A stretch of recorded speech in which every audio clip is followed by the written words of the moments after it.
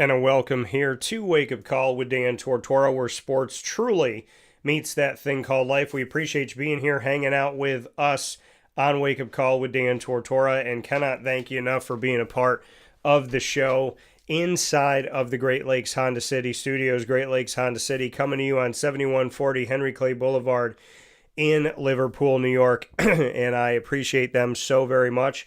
Make sure you head out to Great Lakes Honda City today. Let them know the DT sent you. You can go there Monday through Saturday for sales and service to Great Lakes Honda City. And of course, you can check them out all the time online by going to greatlakeshondacity.com. That's greatlakeshondacity.com. So make sure you do that. Appreciate y'all for trusting us and for heading out to Great Lakes Honda City, the only place that I've trusted to buy any of my vehicles for the last decade plus. So big time shout out to Great Lakes Honda City, and appreciate y'all for going out there and having some fun with a fantastic team. I want to give my thanks to everybody out there, including Elijah and Mark and Malik and everyone at Great Lakes Honda City. So with that being said, we're inside the Fantasy Football Power Hour. It is NFL Week 7, believe it or not, of the 2025 season. And the Fantasy Football Power Hour is proudly presented by the Wildcat Sports Pub on 3680 Milton Avenue in Camillus, New York. So if you haven't been out there, make sure you head out there to watch all of your games in the NFL and beyond. The Wildcat is a fantastic place, open 7 days a week. And you can go and see them inside of the Home Depot Plaza on 3680 Milton Avenue in Camillus, New York. And, of course, for takeout and delivery, you can call 315-487-2222. That's 315-487-2222 for the Wildcat. So, with that being stated here on the broadcast, it's time for our fantasy football coverage. I want to thank everybody that ad-libbed with us last week as I was on the road. So instead of doing the show on Wednesday, we actually did it very early Sunday morning. I actually did it in the middle of the night, going from Saturday into Sunday. So I want to thank everybody that watched it. We had tremendous support and a wonderful response. And so I just want to thank you for that. Of course, the Fantasy Football Power Hour is with you every Wednesday right around 10 a.m. Eastern Time. I say 10 to 11, but it's 10 until we're done. So happy to be here with you. Thank you so much for tuning in. And now it's time to go for that advice. I'll give you the best advice I possibly can, going game by game. We start with Thursday, and then we move from Thursday all the way through to our Monday night games. We'll do it in order. So like I said, we go start with Thursday, and you can see the board that's right up here next to me. Thanks to Trip NFL. That's at Trip NFL on X, the former Twitter. They do a fantastic job with the graphics, so I want to give them all the love and support. That's at Trip NFL. So our week 7 will start in the top left with Thursday night. And then we go left to right all the way down. So it's left, right, left, right, left, right, all the way to Monday Night Football. We'll circle the game that we're on at the time. So if you're watching the show on playback and you're trying to figure out what game we're on, just look at wherever we've circled, and that'll let you know where we are, where we've been, and where we're heading. So make sure that you definitely tune in on the playback if you need any help later on in this week, or if you're sending somebody over to us that maybe didn't get a chance to listen and watch live. We are, of course, with you up and down the East Coast, the Midwest, the West Coast, and all around the globe on YouTube.com and Facebook.com, both /WakeUpCallDT, and on WakeUpCallDT.podbean.com. So however you're connected with the show, thank you for being with us on Wake Up Call with Dan Tortora, where sports meets life. So, first game that we have up here on the docket is going to be our Thursday night football game, and that is going to be an AFC North matchup, between the Steelers and Joe Flacco's Bengals now. So I thought that, somebody within these first few weeks might make a move at quarterback if there was an unfortunate injury or if they just didn't like the way things were going. And in the case, I thought the Giants would have a guy to sell, a guy or two in Russell Wilson and Jameis Winston, but instead the Cincinnati Bengals stayed in division, went to the Cleveland Browns and said, are you willing to part ways with Mr. Joe Flacco, which they were. And so to just get into that here for a second, the trade that they had for Joe Flacco, the Joe Flacco trade that the Bengals had to bring him in with, this being a time where obviously they need the help and they need to figure things out, right? Because Joe Burrow is down, unfortunately. So the Joe Flacco trade, the move comes amidst the Bengals' 3-game losing streak. And so, obviously Jake Browning, I thought there'd be some maybe good things that could happen with Jake Browning because he did some good things in the past. But they end up going for Joe Flacco instead. And so Cincinnati was dealing a 5th-round draft pick to the Browns in exchange for Flacco and a 6th-round draft pick. So they got Flacco for a 5th and giving up a 6th round. So, Cincinnati, not bad here, right? They give up a 5th-round draft, or pardon me, let me say this right. So they give up a 5th-round draft pick, and they still get a draft pick in the 6th round for next year for 2026. And Joe Flacco. I mean, I thought they'd give up a draft pick for him, but to get one back is pretty good here. It's like, we got Joe Flacco, and we're only going to drop 1 round down from 5th to 6th in the 2026 NFL draft. So nothing wrong with that with the Bengals and getting a guy who can be their starting quarterback and help them out in a time of need, as Joe Burrow, like I said, is unfortunately out of commission yet again, which is very sad to see. And we've seen the Bengals, they won their first 2 games at the Browns in a close one, 17-16, and home against the Jaguars, 31-27. So both of those games were won by just a few points. It was a combined 5 points that won those 2 games. And since then, they've lost 48-10 to the Vikings on the road, 28-3 against the Broncos on the road, 37-24 against the Lions, 27-18 against the Packers. So they got blown out of 2 of those and, have obviously struggled here. Joe Flacco in his game here for the Cincinnati Bengals, when we look at Joe Flacco and what he's done so far for the Cincinnati Bengals as we take a look at this first game, Flacco, after Browning went 26 of 40 for 251, 3 touchdowns and 3 interceptions, and a home loss 37-24 to the Detroit Lions, they brought in Joe Flacco, and he started against the Packers on the road.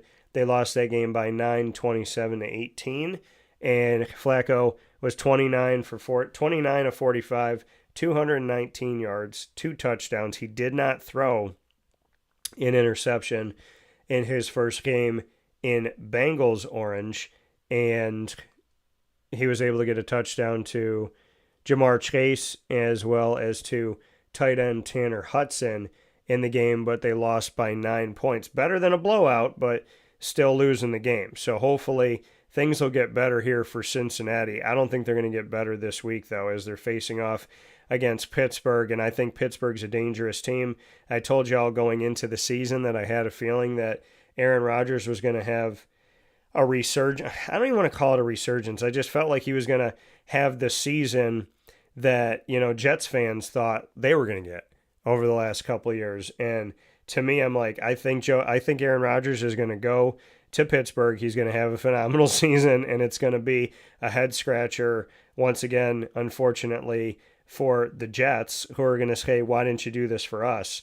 And he's had himself a great season up to this point. He's done a lot of good things, and the Pittsburgh Steelers are in good footing. Obviously, they have a great coach. I think Mike Tomlin's one of the coaches in the NFL that can decide if and when he ever wants to leave. I don't think that's a coach that you make exit. I think that's a coach who determines when he will exit.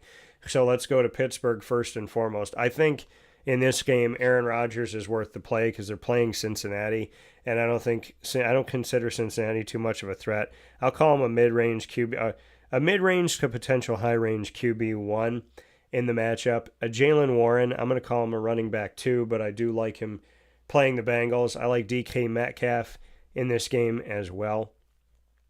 And then Calvin Austin III, he has a shoulder injury. He didn't practice, so he's questionable to play in this game. So I wouldn't mess with him for this one. And I don't think I'd go really anywhere else when it comes to receiver. I think Jalen Warren, DK Metcalf are worth putting out there. And like I said, Aaron Rodgers, because of the matchup that they have against the Cincinnati Bengals and just the fact of Cincinnati, getting better with Joe Flacco, but they got to move the ball. I still think you're worth on Cincinnati's side playing Chase Brown as a running back too. I like Jamar Chase in the matchup as well. Every quarterback has their guy. And in the game, T. Higgins, he had 8 targets. Jamar had 12.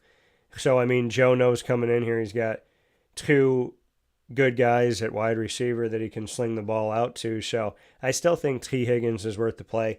I'm going to call Jamar a 1, and I'm going to call T. Higgins a 2 in this matchup. If you have a question, make sure you send it in to us. I'm very happy to answer your questions. We answer them every single week. And as long as we are still live, when you ask the question, I'll be happy to answer it. And if you're watching it on playback and we're not live, then you can feel free to send us your question.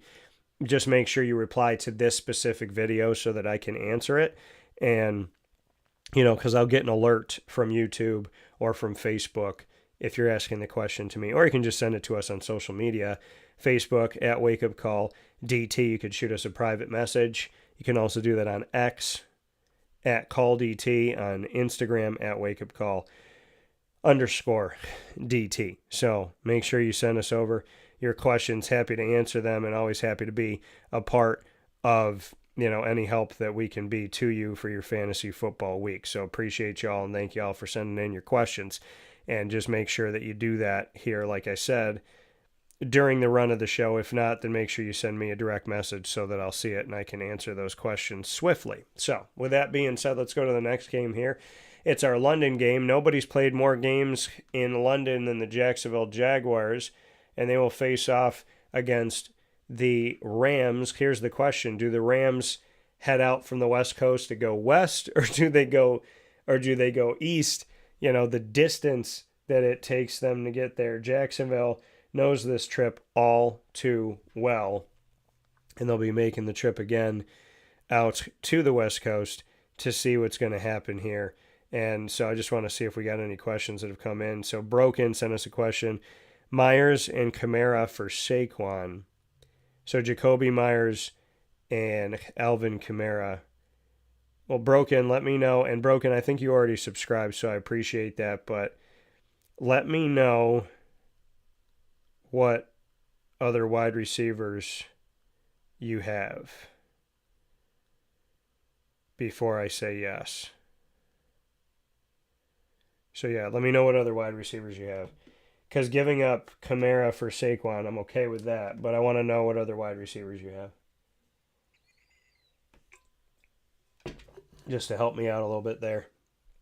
So, yeah, if you have a question like Broken, just send in his. Make sure you send in your questions to us. So let me go to this London game. And just out of sheer curiosity, I want to see flight time from Los Angeles to London, just for sheer curiosity. 10 hours and 30 minutes. That's insane. If it's nonstop, it's actually closer to 11 hours. That is absolutely crazy. Now, Jacksonville to London, let's see. It's about 10 hours. So maybe they do go out west and go that way instead of going across the United States.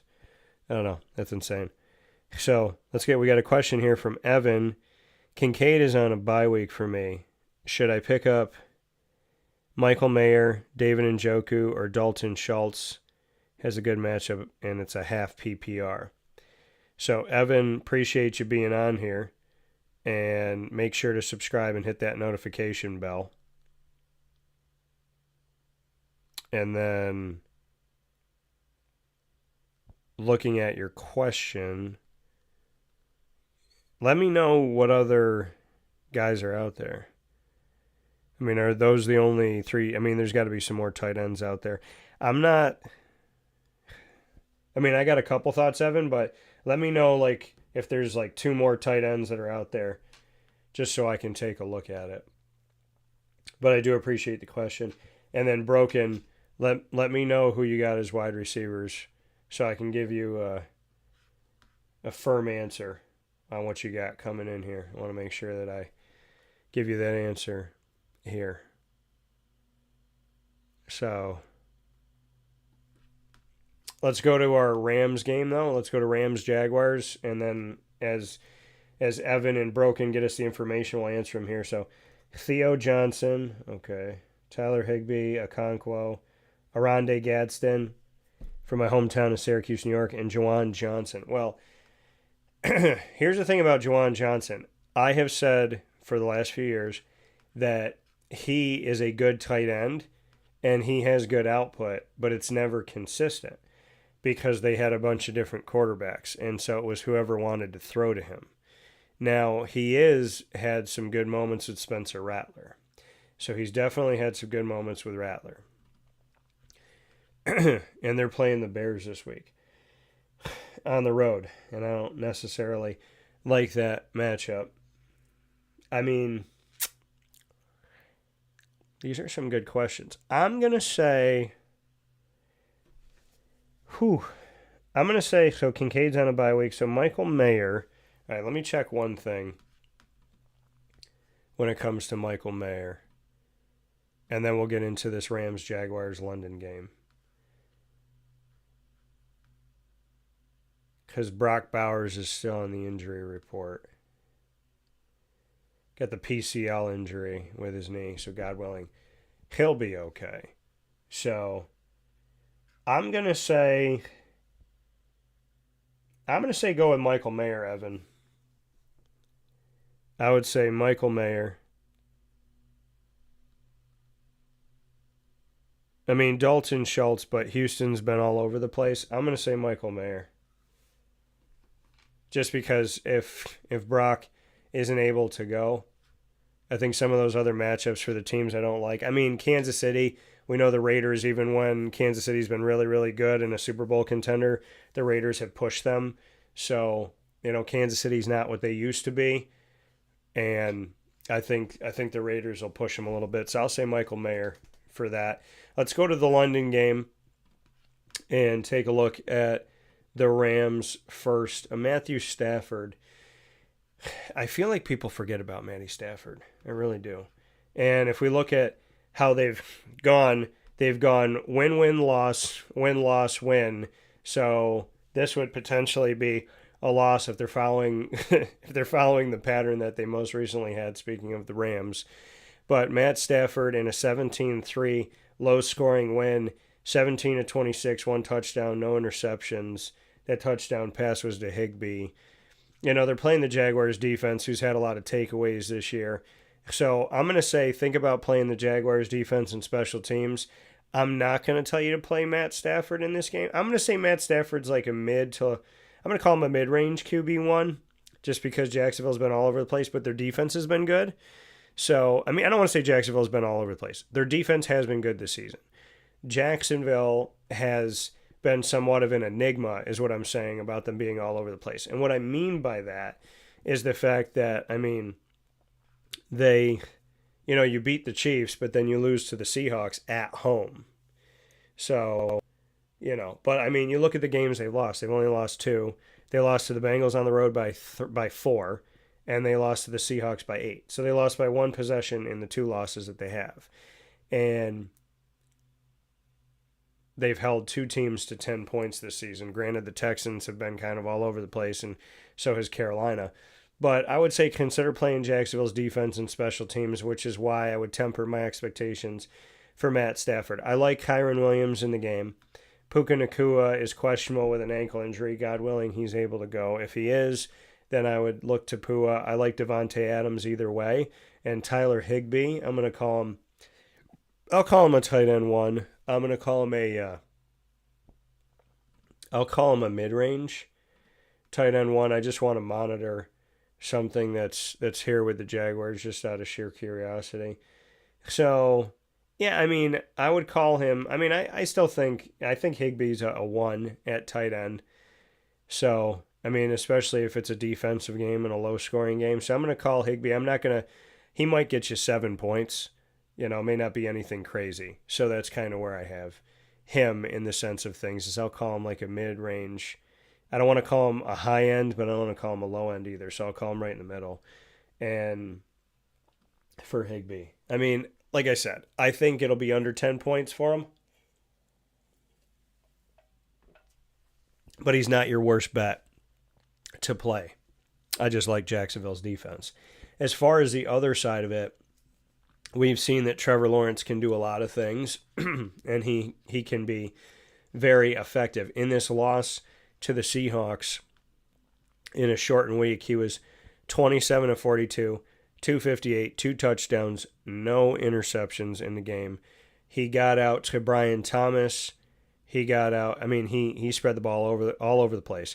Brian Thomas, Parker Washington, Travis Etienne, Tim Patrick, Hunter Long, Travis Hunter, Joey Munt, Bajal Tutin, Diami Brown, and LaQuint Allen Jr. all caught a pass. So I think that, if this is a week where you have one of the teams that's on bye, if you have Lamar Jackson of the Ravens or you have Josh Allen of the Bills and your backup is Trevor Lawrence, this isn't a bad week to play. Again, it's how these teams do overseas. Jacksonville's done it. Trevor Lawrence has done it every year that he's been in the NFL, is go overseas, so at least he's used to it. So I don't think this is a bad time to play Trevor Lawrence. I'm going to call him, I mean, I would say that looking at what LA's done here, they've given up 9, 19, 33, 20, 26, and 3. So they haven't given up a ton of points this season, but I would say I'm going to call him a mid-range quarterback one. I like Travis Etienne in the game. I like Bajal Tutin as a flex out for you. And then I like Brian Thomas Jr. I like Travis Hunter just because he's multiple, so he's a true flex. And Hunter Long, I'm going to call him a low-end 1, high-end 2 at tight end for you. The next one that we have up here of games, and if you have a question, send them in to us on youtube.com and facebook.com directly to the video that you're watching. That is youtube.com or facebook.com, both /wakeupcalldt. Or you could send us a question to our Podbean feed, wakeupcalldt.podbean.com. So let's see what we got here. Who's winning the 2026 FIFA World Cup?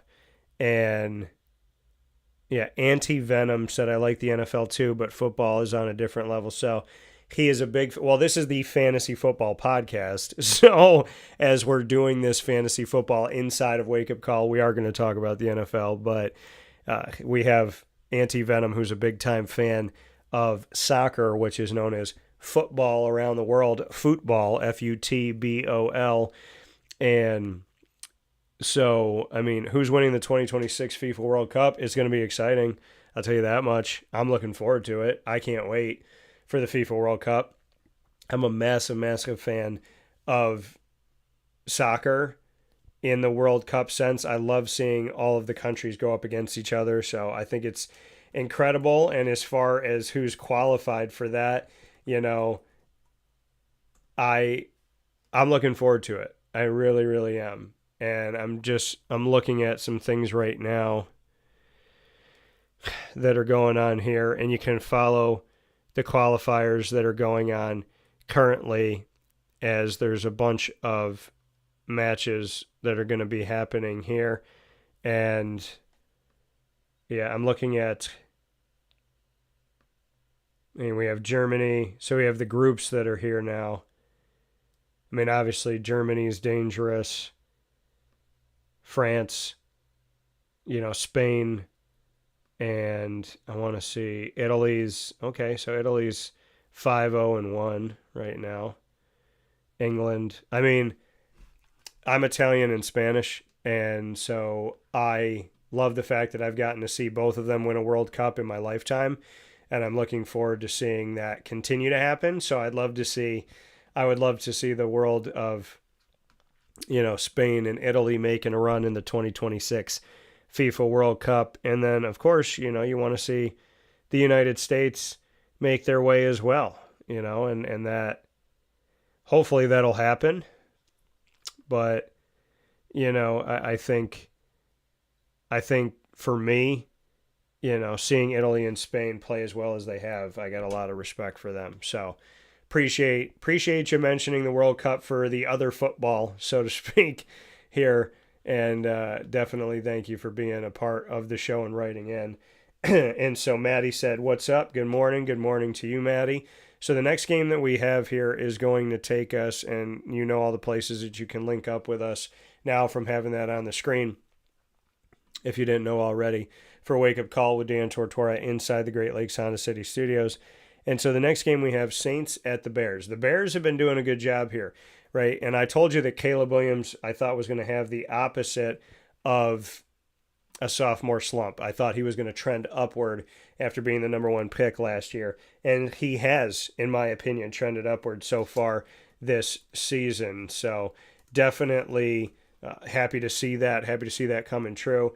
And yeah, FIFA World Cup, Los Angeles will host 8 matches, including the United States men's national team opening match, 4 group stage, and 2 round of 32 and 1 quarterfinal match. So yes, that's going to happen there. And then Maddie said, "Rip Juwan Johnson." So, hey man, Juwan Johnson, as I talked about him before, he's a guy who just needed some consistency at quarterback to get the ball out to him. And unfortunately, that hasn't always happened. But it did happen recently, and he did fumble in the Week 6 defeat. But I don't think it's RIP to Juwan Johnson. I just think, at least Spencer Rattler has been more consistent with him than any other quarterback with the New Orleans Saints. Hopefully, they'll figure things out. As far as New Orleans goes, I wouldn't be putting any of their quarterbacks out there. Taysom Hill is marked down as a quarterback and a tight end. And keep in mind that New Orleans had a wide open competition. They had Jake Haener, they had a bunch of guys there. And now Tyler Shuck is considered third. Taysom Hill, who's a tight end and a quarterback, is second. And Spencer Rattler won the job. So looking at how New Orleans did so far and kind of what they look like most recently here under Spencer Rattler, they have lost 5 of 6 games. They just lost to the Patriots at home 25-19 as Drake Mays continue to look good. And Rattler was 20-26, 227. No touchdowns, no interceptions. Alvin Kamara, 10 for 31. And Taysom Hill had 1 carry for 1 yard. It was a touchdown. Chris Olave is getting involved. Kamara's getting involved out of the backfield. He had 5 catches on 5 attempts thrown his way, 45 yards. Rashid Shaheed, we've seen him get involved as well. I mean, they're playing the Bears, and I'm going to temper my expectations a little bit because I do think the Bears defense has some good things. So I'm going to say Alvin Kamara. I'll say put him out there. I would say Chris Olave and Rashid Shaheed. I'm going to call Olave a low-end 1. I'm going to call Shaheed a 2. But I still think, Shaheed's had some output to pay attention to that. And then Kendre Miller, in a deep league, you might want to flex him out. But hopefully you're not having to rely on a bunch of the New Orleans Saints to help you win games this season, because the Saints have not won many games. And I know in fantasy, right, as long as they're scoring points, but I think when we're looking at PPR, you're looking at Kamara, you're looking at Olave, and you're looking at Rashid Shaheed. As far as the most recent game for Chicago, Monday Night Football, won with the walk-off field goal, 25-24, to get on the winning side of things at 3-2 and to send the Commanders, to 3-3. Caleb Williams, 17-29, 252, 1 touchdown, no interceptions. DeAndre Swift had over 100 yards against Washington's defense and 14 carries, 108 yards, 7.7 yards a carry against Washington. That says a lot. Swift also had a touchdown out of the backfield. 3 targets, caught 2, 67 yards, and a touchdown. Roma Dunze was quiet, 5 targets, 2 catches, 32 yards. Olamide Zacchaeus had 6 targets, 2 catches, 24 yards. They covered him when he was at Virginia. So, I mean, I would say for Chicago, for this game against New Orleans, I mean, if you have Lamar Jackson, Josh Allen on bye, and Caleb's your backup, not a bad week to play him. I'm going to call him a quarterback too, but this is a good matchup if there was going to be a week for you to play him, because I don't trust New Orleans in any phase of the game right now. And then, you should play DeAndre Swift and Rome Odunze. If you're in a deep league, Olamide Zacchaeus, this might be the week to flex him out. And then Colston Loveland, I would look to potentially put him out there for you as well. He had 2 catches on 3 targets for 11 yards, but he is playing the Saints, so this could help out the rookie tight end. Now, and I would also look at the Bears defense in this game. The next game we're going to go to is going to be Miami at Cleveland. We did have a comment come in. Bears defense good. Have a few leagues draft them and put money on them too. Maddie, I would say this is a good week for the Bears defense. But keep in mind, the Bears have been all over the place. I mean, do I think they'll get a takeaway against New Orleans? Yes, I do. So, I mean, it depends on how your scoring system is in your league. Definitely want to check that out. So, let's see what's going on here as far as Miami at Cleveland. Then we'll take a step aside for a fast break here on Wake Up Call. If you have a question that is fantasy football related, make sure you send it in to us on any one of our channels on Facebook, YouTube, or Podbean to the live feed itself so that I'll actually see it inside the Great Lakes Honda City Studios. This is Wake Up Call, and we are inside of the Fantasy Football Power Hour, not a, but the Fantasy Football Power Hour, proudly presented by the Wildcat Sports Pub on 3680 Milton Avenue in Camillus. Perfect place to watch the games, but if you're going to watch them from home or at a buddy's house, you can make sure to order takeout or delivery from the Wildcat by calling 315-487-2222. That's 315-487-2222 for the Wildcat. So, you got a question? Send it in. The Dolphins just lost to the Chargers at home 29-27 in a very close game. The Dolphins are currently 1-5 on the season. Tua threw 3 interceptions in that game to 1 touchdown, but Devon Achane and Jalen Waddle continue to look good. So let's go to the Dolphins first, as they are the road team. I'm going to tell you to play Achane. I'm going to tell you to play Waddle. I'm going to tell you to play Darren Waller because they're playing Cleveland. Cleveland stinks. And even in a loss, Achane got over 100 yards rushing, 128 on 16 carries, 2 touchdowns, 8 yards a carry, crazy. Had a 49-yard run. Jalen Waddle, 8 targets, 6 catches, 95 yards. All of those led the team. And Achane caught 4 of the 6 balls thrown his way out of the backfield. Ollie Gordon caught the only one thrown his way out of the backfield. He had 2 carries for 1 yard, which is a half a yard a carry. Ollie Gordon in a deep league, this might be the week to play him as a flex, but the ones I feel best about are Devon Achane and Jalen Waddle, and I'm going to give Darren Waller some love as well. So, he did not have a bunch of touches in the game. He had 3 targets, 2 catches, but he did have a touchdown in the matchup, and I do like Darren Waller against the Browns. As far as the Browns go, they have Dylan Gabriel and Shedeur Sanders, 2 rookies, 1 and 2 on the depth chart, and Jerry Jeudy is the guy that I would go to in this game. When we take a look at the Cleveland Browns, and I have more to say about the Browns in a second, but when we take a look as far as who to play, let's look at Jerry Jeudy in a 23-9 loss to the Cleveland Browns, to the Pittsburgh Steelers. The Cleveland Browns, Judkins, 12 carries, 36 yards, didn't do anything. Harold Fannin continues to get involved in a big way, and Jeudy as well. Fannin and Jeudy were both targeted 10 or more times, and Njoku was targeted 6 times in the game. So I would say to go with Jerry Jeudy and Harold Fannin Jr. Njoku is questionable for this game. God willing, he'll be okay. I don't trust Miami's defense, so I'm going to say Harold Fannin Jr. is not a bad one to put out there, especially if you have a Raven or a Bill tight end that's going to be on bye this week.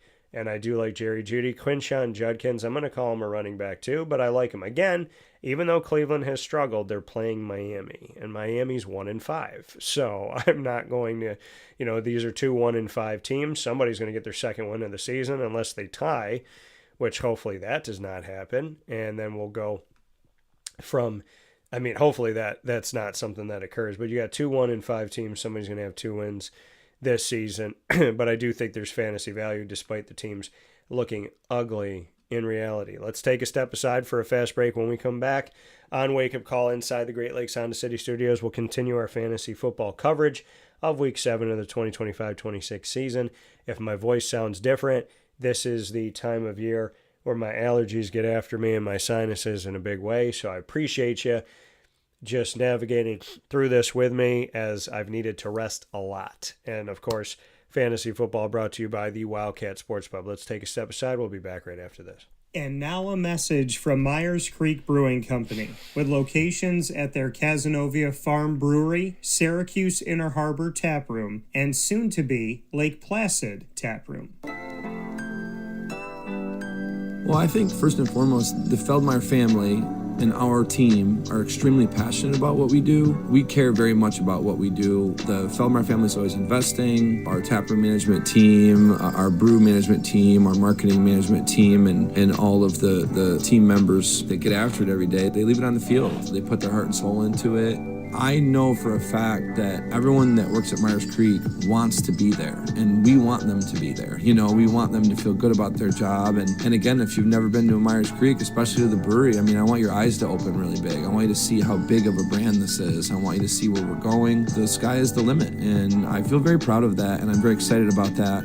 When you think of designing a menu for a brewery, it's kind of open to a lot of different interpretations. You can do American, you can do Asian, you can do Italian, and you just have to find, how that meets that pub style dining experience, that gastropub vibe. And I think it's super fun for us because obviously we know that, everyone in the world's going to sell a pizza or a burger or a French fry, but what can we do to be different? And what can we do to be true to who we are? We are a brewery, a brew pub. So the flavor profiles are kind of all over the place. And I think it's super cool that we have a massive smoker at the brewery in Cazenovia, and we smoke a lot of our products. A delicious smoked turkey. We have barbecue ribs on Sundays. From a pulled pork sandwich to a chicken wing, you go to the Inner Harbor and you go to the Kaz location and you'll find similarities in the menu, but also things that are a little different and also kind of fit those different demographics or different communities, and also hopefully just drive you to try every tap room that we have open at some point, because you get a little something different at each one. We understand how hard it is to, work every day and get after it every day, and when you're done at the end of your day, you want to go out and put your feet up in a good ambiance and good environment. So we take pride in that. We make sure that everyone knows that they're very much valued to us.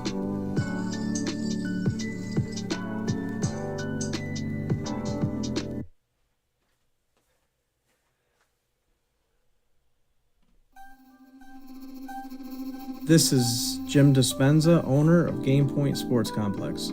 You hear the same story across any sport that kids play and any sport that adults play. There's never enough places to play. That was definitely true with volleyball, definitely true with basketball. It could be cheerleading, it could be field hockey, which is what we're seeing now. Every sport has a lack of places to play, and I think Syracuse in particular is a place where it's really bad. Despite the fact that we've got a lot of athletic talent around here, we just seem to have not enough places for people to play, and they're going to different places. They're going to Rochester, they're going to, Buffalo. They're going all different places because we don't have a place here, and I felt like that should change. This was a long project from planning all the way through execution to opening the doors. A lot of work went into it, obviously, a lot of money, a lot of resources, and the dream always was kids being in the gym, having a good time. And I've always felt like sports is the most unfiltered joy that you can observe with people, that people can experience, because it is fun, it is a sense of accomplishment, it's all of that wrapped into one thing. And so watching kids going up and down the court with big smiles on their faces has been just amazing experience. I'm looking forward to years to come of that same thing. We've taken the time to invest in multiple sports, and then what we're finding is the mere fact that we have a large, clean, well well-lit space has opened a lot more doors for us beyond basketball, volleyball, pickleball. Now we're having some interest from cheerleading. We've got girls field hockey coming in. And then also there's quite a bit of room for spectators. We've got bleachers, we've got benches, we've got a concession lounge where people can get food and drinks. We're going to have multiple sports going at the same time, using every square inch of this place for what it was conceived for, which is basically people to come in, have a good time in the sport that they prefer. We manage each situation differently. Everybody has different ability to afford different things. Some are bringing 10, 15 people, some are just 2 people. I've had a lot of situations where it's a father shooting around with his son, it's a mother playing pickleball with her daughter or with her son, and in those situations come up and we work with people, and that's allowed us to have groups from 2 people up to 30 people and have some flexible pricing behind it. We're an organization that is here to work with the community any way we can, and I guess part of it is just making sure that we have the flexibility to put together a plan that makes sense regardless of the size of your group. So in order to book time, the best option is to go to our website, gamepointsports-syr.com. You can click from there and sign up for events, sign up for your own particular training, sign up for birthday parties, all of that.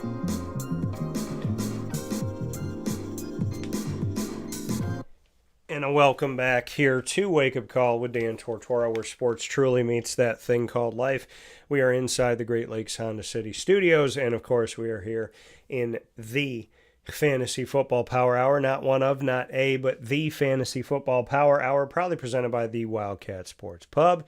And it is NFL Week 7 of the 2025-26 season. We just gave you Miami versus Cleveland. If you got a question, make sure you send it in. Next game that we're going to go to is going to be in AFC West matchup. That will be the Raiders going up against the Kansas City Chiefs. And we'll go to the Raiders first here inside of the AFC West, as they are the road team. And I just talked about this a little bit here. If Brock Bowers is not able to go, I do think Michael Mayer would be worth the play for you this week. I like Jacoby Myers as a PPR guy, but we have not seen the best of output. I mean, we take a look at where he was at recently here. Now, they won 20-10 over the Titans, and after that victory, the Titans decided to fire their coach. And God bless to him, and hopefully things work out with him as they move forward. Now, Michael Mayer had a speaking of the Titans, Michael Mayer had a touchdown going back to the Raiders here. 5 catches, 7 targets, 50 yards, 1 touchdown in the game. Most recently against the Titans, Trey Tucker, 5 catches, 5 targets, 70 yards in the game. Jacoby Myers, 4 catches on 4 targets. And Ashton Jeanty had 4 targets out of the backfield, caught 2, also had a touchdown on the ground for the Las Vegas Raiders. I like Ashton Jeanty in the game. I still like Jacoby Myers in PPR. Trey Tucker's a guy you probably pick up off the waiver wire, and so that's someone to look at. And then Michael Mayer as well. And so I would say my best feelings are Ashton Jeanty and Michael Mayer, but I do look to Jacoby Myers in PPR as well as Trey Tucker if he continues to get that output, that we just saw recently here. That would be good if that continues for him. I mean, if we look at Trey Tucker over these last few weeks, wide receiver that wears number 1 for the Raiders. So looking at him this season, he has had so far as his output goes, because I'm trying to look at consistency here and look at what he's done. So he had 2 catches, 3 catches, 8 catches, 2, 4, and 5. And he has 4 touchdowns this season. He had 3 against Washington. He had 1 against New England. Both of those games were on the road. And so they're on the road in this one as well. So that's something to look to for Trey Tucker. He hasn't scored a touchdown at home in Vegas yet this season. But he had 100-yard game that was at Washington. And in the last 2 weeks, he's had 70 yards last week, 62 the week before. And he, in the 6 games that they played this season, he's had 4 games of 50 or more yards. So the other games he had 13 and 12. So I would say that, Trey Tucker's a guy to look at, to flex out. for sure as a wide receiver 3. I like Pat Mahomes in this game. And Rashee Rice, he's back at it. I do want to take a look at the Chiefs and what they have done up to this point. So they just got a win over the Lions, 30-17 at home. That's a huge win that they got there. And so I think Pat Mahomes is worth the play. Isaiah Pacheco, I would say, against the Raiders, not a bad person to put out. I'm going to call Isaiah Pacheco. I'm going to call him a running back 2. Kelsey's worth the play. And then Hollywood got involved in a big way recently against the Lions. 4 targets, 4 catches, 2 of those for touchdowns. So I'd look to that. And, with Rashee Rice, the suspension's been lifted now as we're here in week 7. So do you want to play Rashee Rice? Could he break out in this game? That's up to you. I'd put him out as a flex wide receiver 3 or 4 because you don't know how ready he's going to be. But I think Hollywood Brown is worth the play. I'm going to call him a wide receiver 2. I'm going to call Pacheco a 2. Pat Mahomes is a 1. And Travis Kelce is a 1. If you have a question, make sure you send those questions in. Be happy to answer your questions here on Wake Up Call with Dan Tortora. Let's go to the next game here, which is going to be Philadelphia versus Minnesota. A couple of years ago, in 2018, more than a couple of years ago, this was a matchup that decided who went to the Super Bowl, and it was Philadelphia. Here's the interesting thing. Philly going into Minnesota. Philly drafted Carson Wentz 2 overall years ago. And now Carson Wentz has been the quarterback of Minnesota. Now Wentz is questionable with a shoulder injury. J.J. McCarthy is questionable with an ankle injury. So I'm going to look for an update here this morning just to see where everything is at. Now, JJ returned to practice this week after spending the bye week sharpening his lower body mechanics, and he does have a chance to start this week. So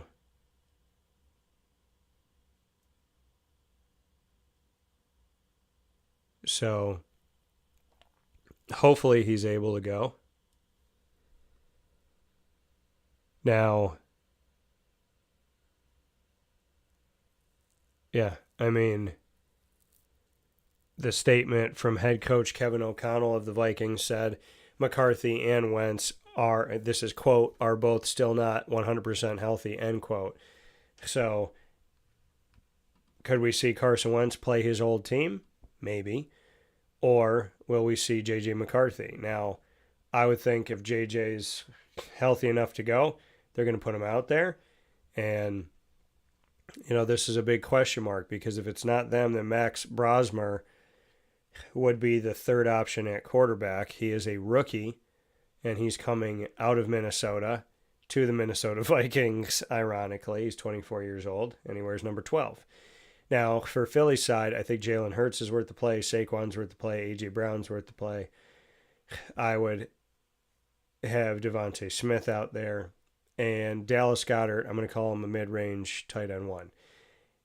On the side of the Minnesota Vikings, if J.J. McCarthy is able to go, I'm still going to not put him out there in my fantasy. With both of these guys, him and Wentz not being 100%, I don't know if I want to trust either one of them to go out there in my fantasy for me and win me the game. I will tell you to play Justin Jefferson and Jordan Addison, and I will tell you to play T.J. Hawkinson because I think they all bring value to the team. I'm going to call Hawkinson a mid-range tight end 1. I'm going to say Jefferson's a 1 and Addison's a 2. I don't trust Jordan Mason. I know he scored in this last win over the Browns, but it was the Browns. So I'm going to say Jordan Mason to me is a running back 3, like a flex out type of guy. The next game we're going to go to is going to be a game against a team who may be trending upward versus a team who is just plain struggling. And so that's Carolina at the New York Jets at MetLife Stadium. So let's go to Carolina first, with them being the road team. The Carolina Panthers recently here had some success against the Cowboys. and they're 3-3. So you got a 500 Carolina team with the years that they've had in recent history, and a ton of quarterbacks that have come through there and coaches that have come through there. To see them win 30-27 over the Cowboys. Remember, they shut out the Falcons, who I think have a better offense under Michael Penix Jr. as the orchestrator.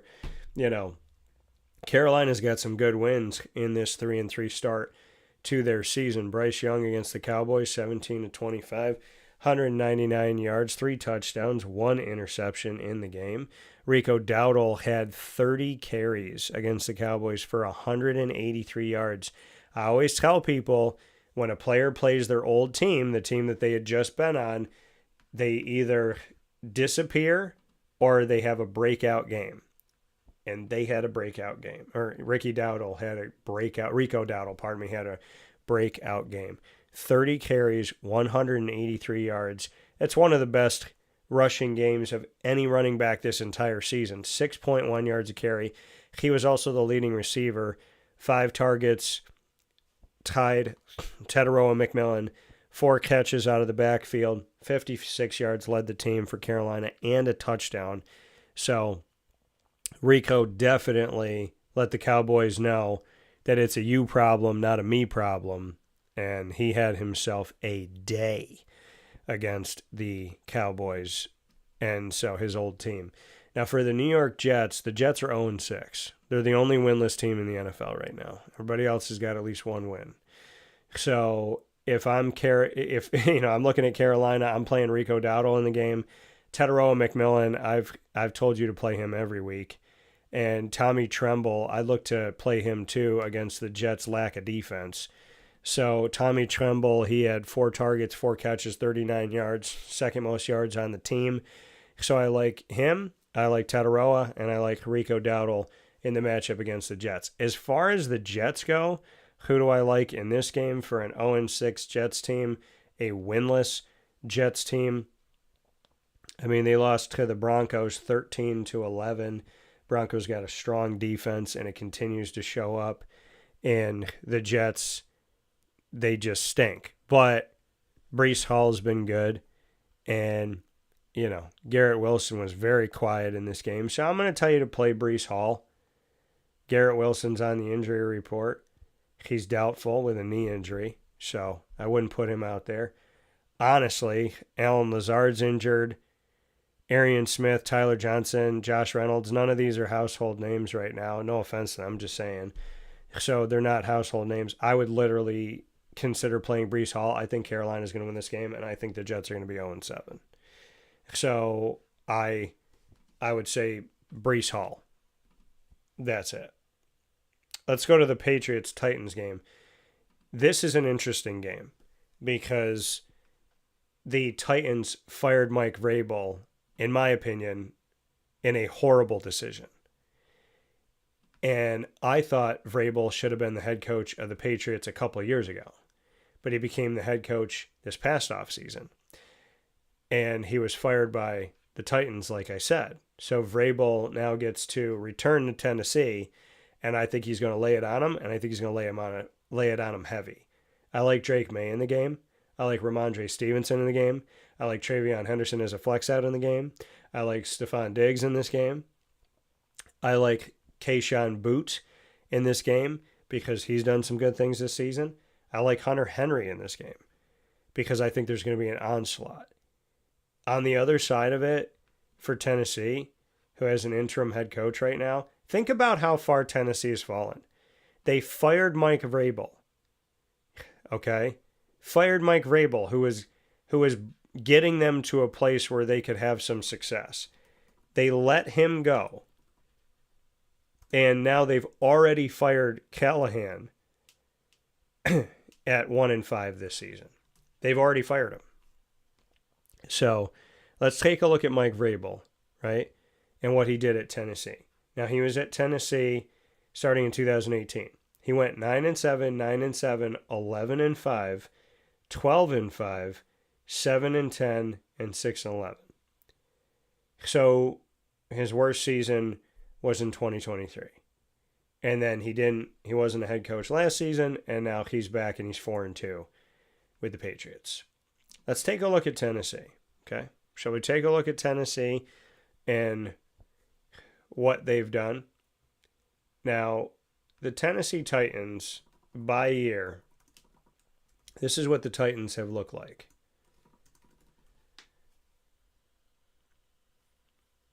So I let you know what they did under Vrabel. Under Callahan, after letting Vrabel go, going 6-11, they went 3-14 under Callahan, and they went 1-5 under Callahan, and now they have McCoy.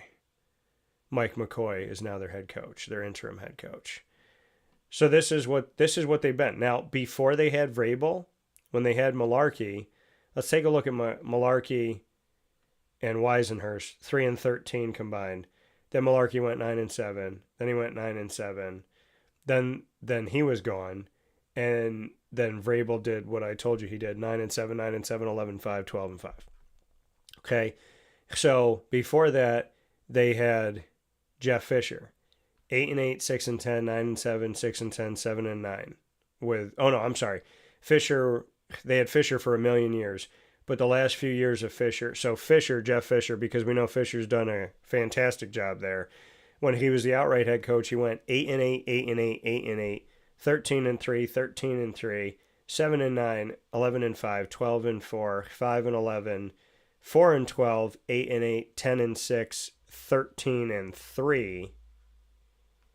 And then he went 8-8, 6-10, and then Munchak went 9-7, 6-10, 7-9, and then Weisenhurst went 2-14, and then 3-13 between Weisenhurst and Malarkey. So Jeff Fisher had them to the Super Bowl, and then since Jeff Fisher, the best years that they had were under Mike Vrabel, and under Mike Vrabel, they went to the playoffs 3 times, and they lost in the conference championship game, they lost in the wild card, and they lost in the divisional round. But they went to the playoffs in multiple years under Vrabel. And now we're seeing that they've already fired Callahan, who was the coach that they hired after firing Mike Vrabel. And I think that Vrabel is going to lay it on Tennessee, like I was saying. I think that he's going to absolutely lay it on, because this was a stupid decision on their part. Now, Jeff Fisher had some moments and some struggles, but Jeff Fisher obviously brought them to the Super Bowl. Now, as far as Tennessee's talent goes, there's nobody that I'm going to tell you, like, absolutely play them, especially in this game against the Patriots. They might get shut out in this game. So, I mean, if you want to put Tony Pollard out there, or Tajay Spears, if you want to flex him out as a running back 4, okay. But there's nobody that I'm going to tell you to lean on that you should definitely play in this game. Van Jefferson, I want to put him out as a wide receiver 4, but I think the talent is on I think the fantasy talent is on the side of New England. And again, this is Mike Vrabel's return to Tennessee, and you've already fired the coach that you hired when you let Mike Vrabel go. So you've already shown that it wasn't a Mike Vrabel problem. And now your interim head coach has to go up against Mike Vrabel. I don't think it's going to be a good day for Tennessee. Let's go to the Giants going up against the Broncos on the road. Now, I've liked Jackson Dart, and I've liked some things we've seen from Jackson Dart. But do I think that Jackson Dart is going to have a great day against the Broncos defense? Not necessarily. I do like the Broncos defense in this game because they've shown up repeatedly. So I do like them in this game. Now, what I will say, this could be a defensive ground and pound game. Let's go to the Giants first because they're going to be the road team. So we'll go to them first. Now, the Giants have found themselves to the winning side of things recently here, and I want to give them credit where credit is due because they've done some good things under Jackson Dart. And they have 2 wins in 3 games under Jackson Dart. So when you look at Russell Wilson started the season and Jackson Dart, he's had 3 games under his belt: the home game against the Chargers, road game against New Orleans, home game against the Eagles. And he's got 2 wins in 3 starts. And of course, those 2 were at home. He's yet to have a road win, only having one road game, which is at New Orleans that they lost 26-14. So Jackson Dart is 2-1 as a rookie starter with the Giants. So that's saying something. And Jason sent a question in. So Jason, I'll get to your question in 1 second. But, like I said, Jackson Dart's 2-1 as a starter, but he does not have a win on the road yet. In the most recent game against the Eagles, they won 34-17. Dart was 17-25 for 195 yards and a touchdown on the ground as well as through the air. He was 13 for 58, 4.5 yards a carry on the ground. Scadaboo, 19 carries, 98 yards. I told you he'd be the number one running back on the team as a rookie after watching what he did at Arizona State. 3 touchdowns, 5.2 yards a carry. And Wendell Robinson, I told you to look to him as with Malik Neighbors out. I mean, they're playing a better defense when it comes to the Denver Broncos, and the Denver Broncos defense should not be overlooked in any way, shape, or form. They allowed 12 points to the Titans, 29 to the Colts, 23 to the Chargers, 3 to the Bengals, 17 to the Eagles, and 11 to the Jets. So in the games where they've allowed 20 points or more, which is only 2 games this season, they lost those games. And every game that they've won, and the 4 that they've won, like I said, they've allowed 12, 3, 17, and 11. So if they hold a team under 20, they've won every single one of those matchups. I think Scadaboo is worth the play in this game. I wouldn't put Jackson Dart out there. Wendell Robinson, I'd look to put him out there as a wide receiver too. On the other side of it, for Bo Nix, I'm going to temper my expectations, call him a low-end 1, high-end 2 at quarterback. As far as who you should put out there for the Denver Broncos offensively besides him, I'm not going to trust J.K. Dobbins or R.J. Harvey right now to get it done. I mean, honestly, it's all over the place. I'll say Cortland Sutton in this game. I'll say Troy Franklin as a wide receiver 4 as a flex out. Dobbins, I'm going to flex him out as well, or R.J. Harvey. I think this could be another low-scoring game, but I like Scadaboo for the Giants. I like Wendell for the Giants. I kind of like Bo Nix in this game. I do like Cortland Sutton, and I think Evan Engram might get involved here in the end zone against his old team of the Giants that let him go. But I think this will be a low-scoring game, which I think is going to be a Broncos win. We do have some stuff that came in from Jason. Jason, I think you've already subscribed, but if you haven't, please make sure that you do. He said start one or... Okay, so I'm looking at what he has here.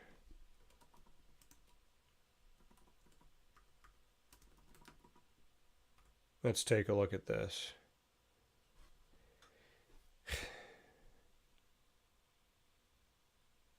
So start one or rest of season. Okay.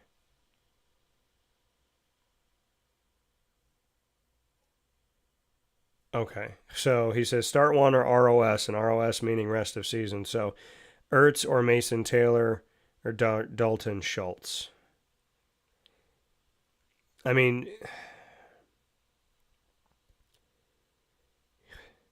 so start one this week or the rest of the season. I mean, if I'm choosing between Ertz, Mason Taylor, or Schultz, I mean, Ertz has been, if he's healthy, then I would say Ertz over Schultz, but I do like Schultz. And then Taylor, to answer that question, Jason. And then start one this week or rest of the season. Justin Fields, Caleb Williams, Mac Jones, or Jordan Love. I mean, Mac Jones has done a tremendous job, right? And start one this week. So if we're looking at your quarterbacks this week, I'm not starting Justin Fields.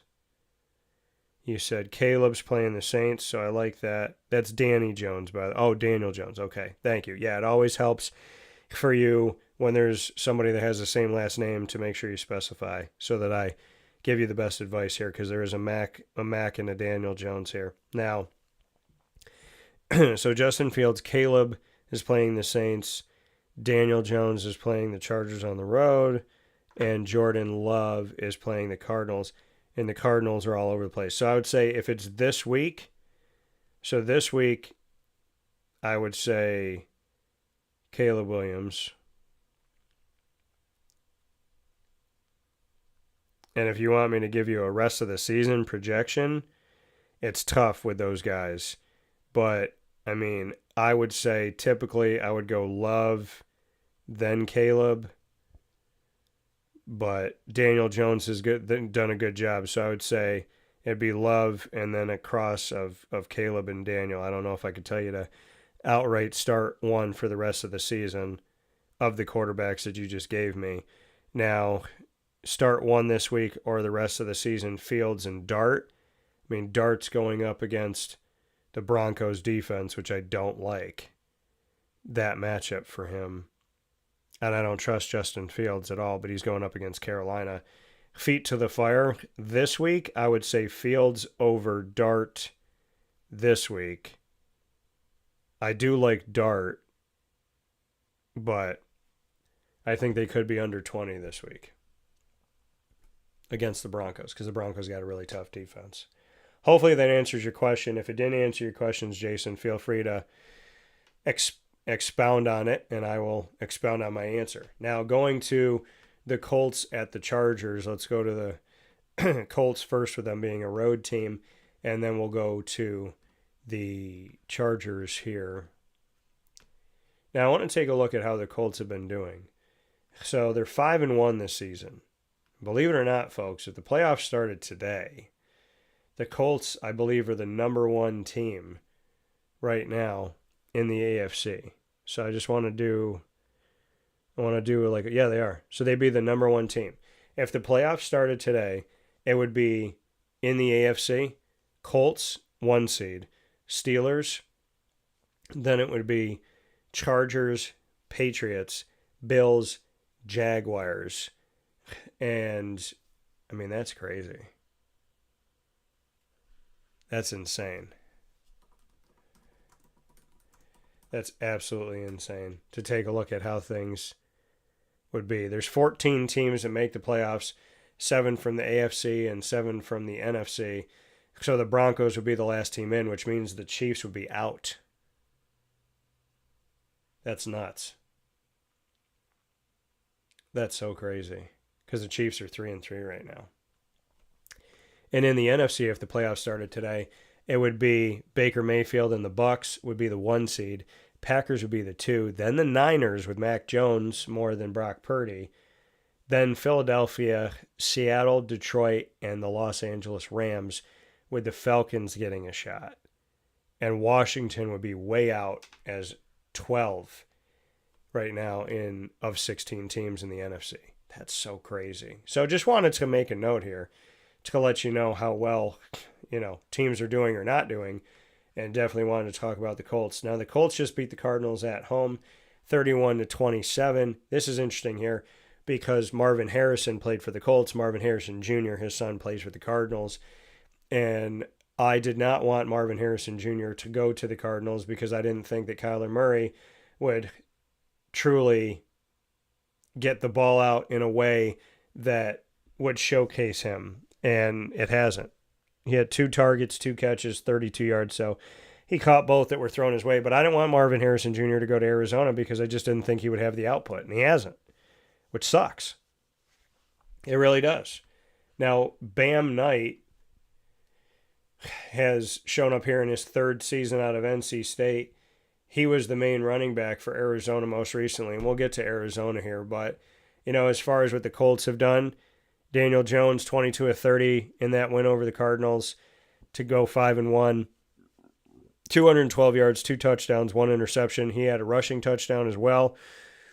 Jonathan Taylor, 21 carries, 123 yards, 5.9 yards a carry, and a touchdown. I told you Tyler Warren was a rookie tight end to look at. He had 9 targets, led the team, 6 catches, led the team, well, tied with Josh Downs, and 63 yards, led the team. He also had a touchdown, and Downs had a touchdown as well. I told you about Tyler Warren.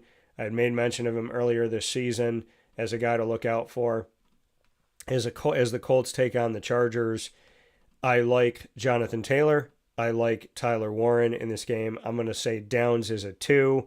I'm going to call Pittman a 2, but hopefully you can flex Pittman out. Hopefully you have a deeper team. And then as far as the Chargers go and how they've done recently, and I know we got some messages that came in here, so let me get to the Chargers, and then I'll get back to some more stuff that we have now. The Chargers just beat the Dolphins, as I said earlier, on the road, 29-27. Herbert was 29 of 38, 264 yards, 2 touchdowns, no interceptions. Kamani Vidal, 18 carries, 124 yards, 6.9 yards a carry.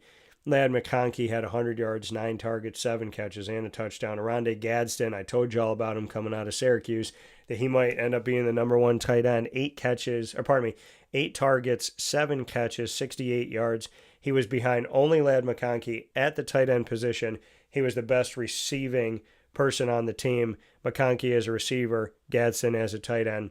9 targets for McConkey, 8 targets for Gadsden. They both caught 7 and both had over 60 yards. And then Keenan Allen, 7 targets, 4 catches, 27 yards. So there's something to look to in the numbers there. So I do like Oronde Gadsden the second in this game. I do like Ladd McConkey in this game. And Kamani Vidal, I'm going to call him a running back 2 for you in the matchup. That's what I would say for him.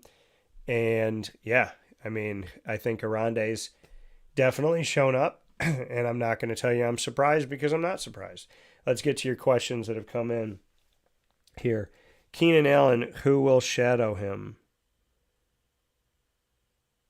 So, what do you mean by that, Maddie? I still think Keenan Allen is worth putting out there, but I like Oronde and I like Ladd McConkey over him. Now, Jason said, which 2 running back handcuffs are best? I currently have Miller and Spears because I have Pollard and Kamara, but other options are Tootin, Brian Robinson, Algier, Miller, and Spears. Who would you rather have for the rest of the season, Sticky Ricky or Mike Evans? Okay, so let me get to your first question here. Oh, Maddie said, do the Colts have a good passing defense? I mean, listen, when you look at the Colts and you look at what they've done so far this year, I mean, if we assess the passing defense of the NFL here in 2025, and we look at the stats by team, looking by the numbers here, let's see. So against the Colts, completion percentage is 65.9, yards per attempt is 6.8, total yards is 1,497. 10 touchdowns to 7 interceptions.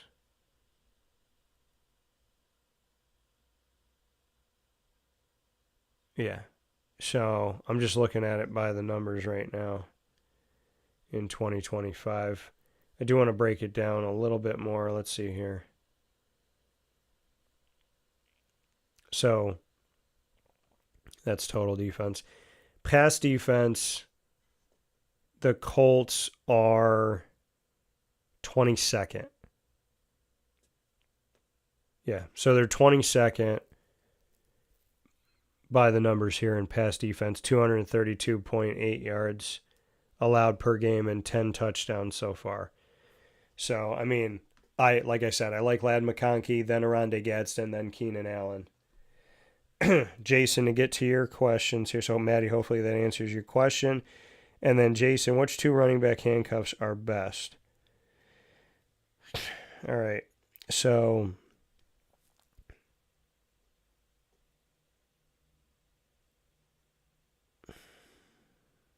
you have Miller and Spears because you have Pollard and Kamara. Okay. So you have Kendre Miller to Kamara. You have Tajay Spears to Tony Pollard. I mean, I like Bajal Tootin to Travis Etienne, but LaQuinn Allen also gets involved. And I like Algier. I mean, if you're asking me to pick what the best ones are, I would say, Jason, Algier to Bijan is the best. And then I would say Kendre to Camara.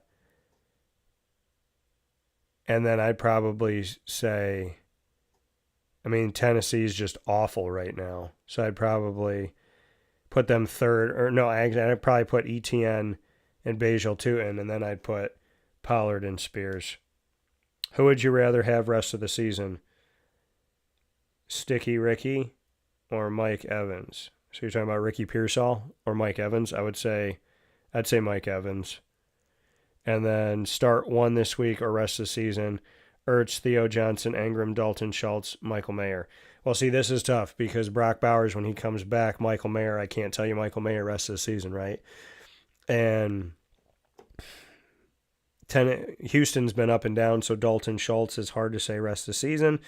Theo Johnson, I mean, I like Jackson Dart at quarterback. Evan Engram, that's kind of a toss-up here of what they're going to do because Denver can win low-scoring games, and Zach Ertz is if he stays healthy. So I can't tell you to lock one in for the rest of the season of those guys, Jason, because I think it's too up in the air for those teams, and there's obviously been an injury to Jaden Daniels, which affected Zach Ertz. So I don't think there's any one of those tight ends that I would tell you to definitely play rest of the season. But if I had to pick who you should play this week, Washington's playing Dallas, okay? And then, so I'm not going to... I mean, I would say Michael Mayer. I would say Mayer, then Ertz. And then probably Engram for this week. But there's nobody that I would tell you to play rest of the season. There's nobody of that list that I can lock in for the rest of the season. Let's go to Green Bay at Arizona right after this fast break on Wake Up Call with Dan Tortora inside the Great Lakes Honda City Studios. We'll be back right after this with plenty more coming up. If you got a question, make sure you send it in. In these unique times, there are those in our community that give us a sense of normalcy and positivity. Pizza Man on 50 Oswego Street in Baldwinsville has been here for you for over 35 years and is here now. Call 315-638-1234 or order online at pizzamanbville.com to bring those familiar tastes into your home. And remember to come see our monthly on-site broadcasts centered around the community and our Baldwinsville beats. Pizza Man in Baldwinsville. Any way you slice it, they are always here for you.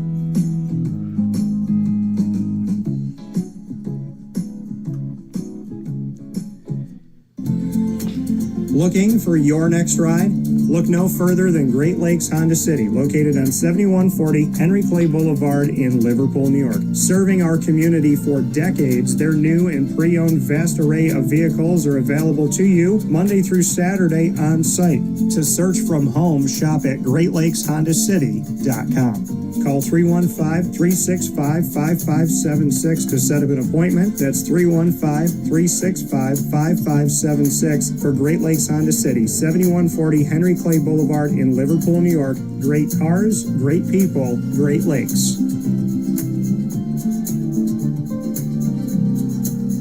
All right, you need to come out here and get yourself the Brooklyn Pickle. I was talking about this with one of my buddies. I was like, yo, there's no better sandwich in the state of New York than the Brooklyn Pickle. And now that I found out that they're going down to North Carolina, we are taking over your taste buds everywhere you are, wherever you're going to be. You need to get yourself out to the Brooklyn Pickle. Pinehurst, you just realized that you found yourself the best sandwich shop that you're ever going to have. This is a glorious moment. It's a blessing to your community. You're welcome. Brooklyn in the house, baby. Go over to the Brooklyn Pickle. You already know what it is. You heard the man. Head to Brooklyn Pickle Pinehurst on 1788 Old Morgantown Road in Southern Pines, North Carolina.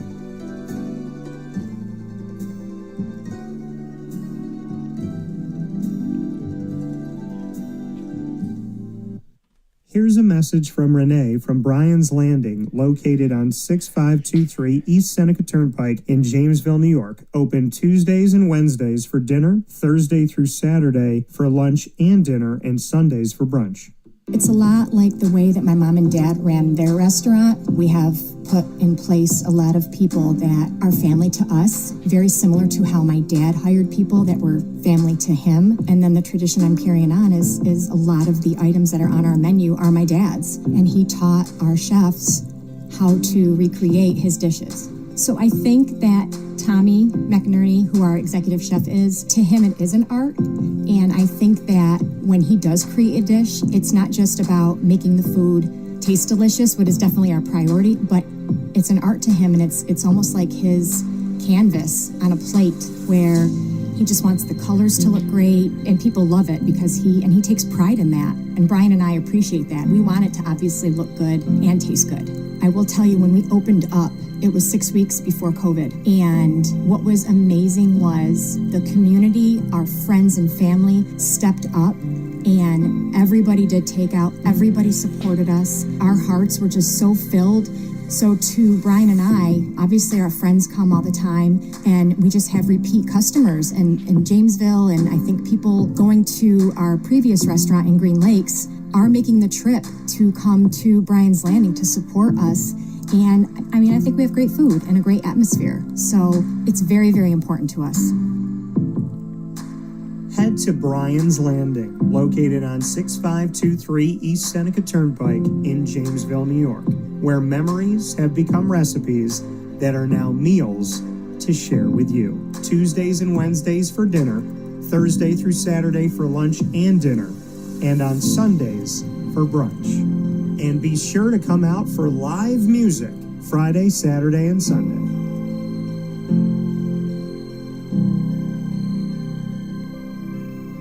Life gets busy, and sometimes that means us running around. So K9 Camp Dog Daycare offers you an opportunity to give your dog a place to stay while you take care of what you need to throughout the day. K9 Camp Dog Daycare is located on 228 Old Bridge Street in East Syracuse, New York. You can see it from the highway, and it's just off of Erie Boulevard across from BJ's Wholesale Club.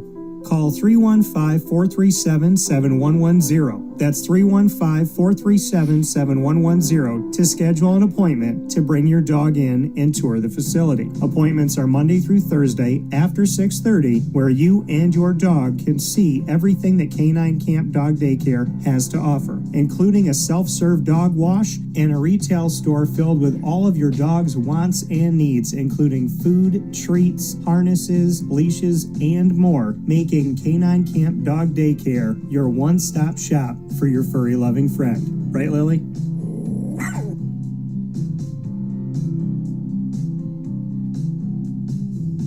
Carvel DeWitt, it's what happy tastes like. Do you know why? Because we make ice cream. Creamy, rich, flavorful ice cream. Not yogurt or iced milk like some of our competitors. Ice cream.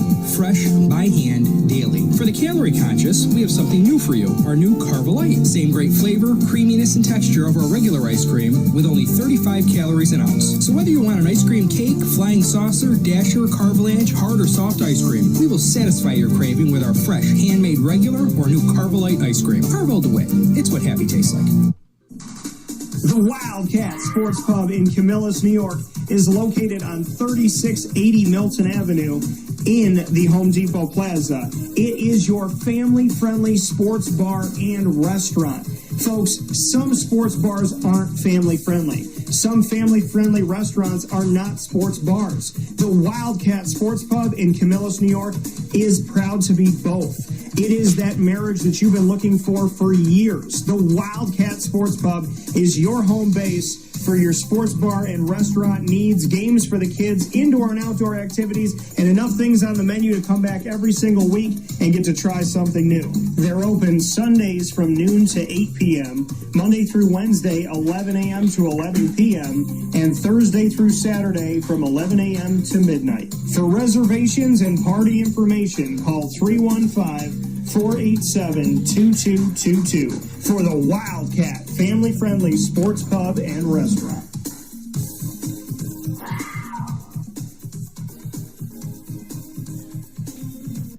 GG Cards and Breaks. Like, comment, subscribe. GG Cards and Breaks coming to you on 639 Delmar Place in Syracuse, New York is your one-stop sports card and trading card shop. Make your way over to GG Cards and Breaks Tuesday through Saturday from 10 to 6 and on Sundays from 10 to 5. You will find so many awesome things. They have potential one-of-ones. And when I say potential one-of-ones, it means they're opening. I've seen them have one-of-ones. I've opened a one-of-one on premises from one of their boxes, so you never know when a one-of-one rare card is going to come through there. You also have autographs as well as graded cards that come through, RPAs, rookie patch autos.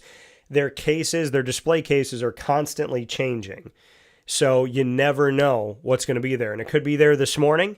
It could be there right now and gone by lunchtime. So get yourself over to GG Cards and Breaks. Along with sports cards, they have Disney Lorcana, One Piece, Magic the Gathering, Yu-Gi-Oh!, Pokemon, and more while supplies last. So get yourself over to GG Cards and Breaks to get closer to your favorite team, your favorite player, your favorite trading card game. Right now, on site, on location, 639 Delmar Place in Syracuse, New York. You will not be disappointed. The place helps you be a big kid no matter what your age is. And I look forward to you going over there like so many of you have. Thanks to everybody that's listened to us here on Wake Up Call and trusted that GG Cards and Breaks is the place to go. And you should get there every single week. Tuesday through Saturday, 10 to 6, Sundays 10 to 5, 639 Delmar Place in Syracuse, New York. Big time thanks to Chick-fil-A DeWitt on the corner of Bridge Street and Erie.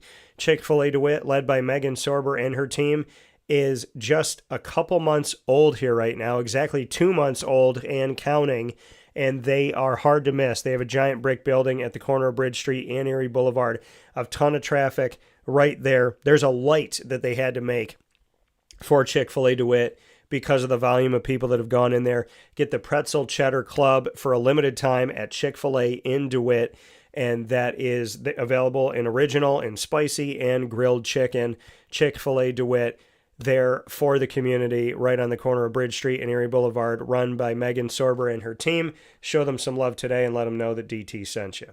With that being said, here on Wake Up Call with Dan Tortora, we're back inside of the Great Lakes Honda City Studios for the Fantasy Football Power Hour, proudly presented by the Wildcat Sports Pub in the NFL Week 7 of the 2025-26 season. We're going to go Green Bay, Arizona, but before we do that, ATL Outdoors sent us in a question here. He said, thanks, I feel like my receivers are strong and are what is winning my matches, tied for first in my league, just overthinking risk. Yeah, I mean, I'm looking at the trade you have here, offering Pickens, Swift, and Chubb for Jonathan Taylor. Guy in my league wants running back depth on his team, and you have Amon-Ra St. Brown, Keenan Allen, Josh Downs, and Kendrick Bourne. Yeah, I mean, I think that George Pickens is doing a good job. And you have Swift and Ja'Cory Crosky-Merritt, Chubb, and Algier on your bench. I mean, Algier's done a better job with Michael Penix Jr. as the quarterback. Chubb could trend up at any given time. Ja'Cory Crosky-Merritt, obviously Washington believes in, or else they wouldn't have let Brian Robinson go.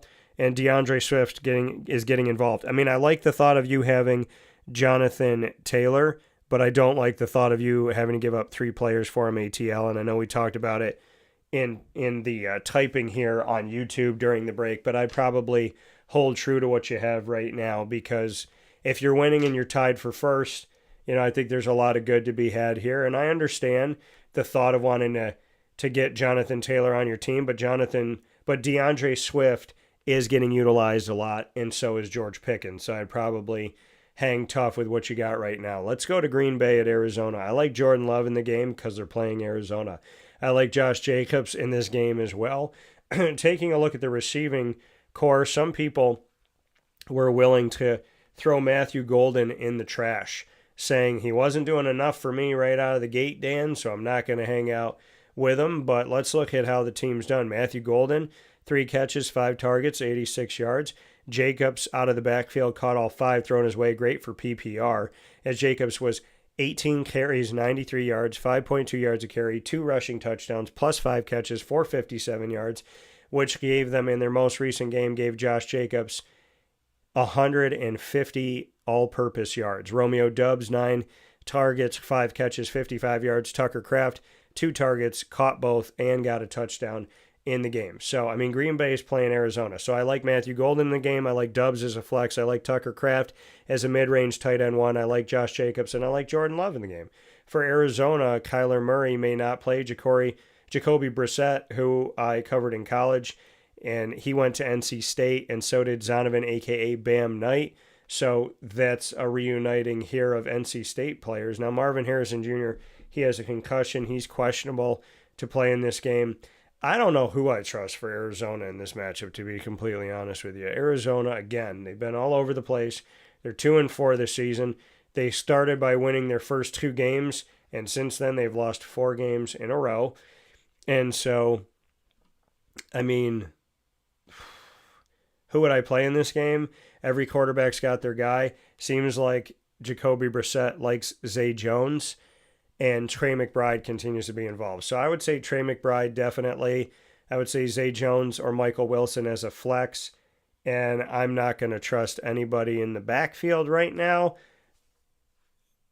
So I'd probably leave those guys off. If you had to pick someone, then Bam Knight. I mean, but I would say to flex him out as a running back 3. We're going to go to our NFC East matchup between Washington and Dallas in a second.